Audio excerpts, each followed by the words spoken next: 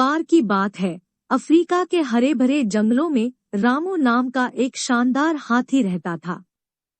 रामू झुंड में सबसे बड़ा और मजबूत हाथी था, जिसकी मोटी ग्रे त्वचा, लंबे दांत और एक शक्तिशाली सूंड थी, जिसका इस्तेमाल वह भारी वस्तुओं को उठाने और अपने मुंह में पानी भरने के लिए करता था। रामू अपने झुंड का एक प्रिय सदस्य था और दूसरे हाथी उसकी बुद्धि और शक्ति के लिए उसकी ओर देखते थे। वह अपने कोमल स्वभाव और दयालु हृदय के लिए जाने जाते थे, हमेशा जरूरतमंद लोगों की मदद के लिए तैयार रहते थे। एक दिन जब रामू अपने झुंड को पानी और भोजन खोजने के लिए अपनी दैनिक यात्रा पर ले जा रहे थे, वे एक छोटे से गांव में आए।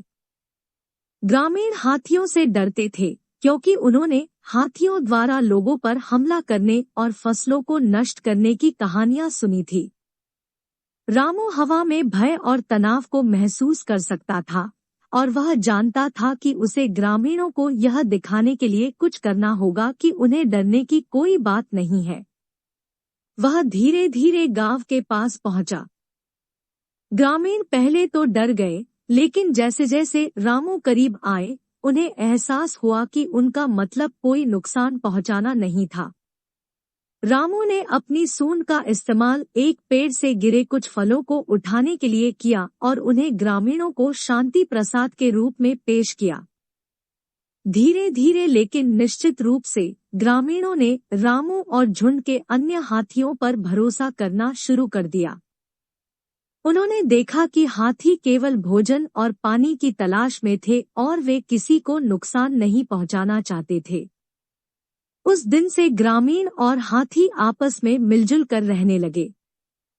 हाथी कभी कभार गांव में आते थे और गांव वाले उन्हें अन्य जंगली जानवरों से सुरक्षा के बदले में फल और सब्जियां देते थे।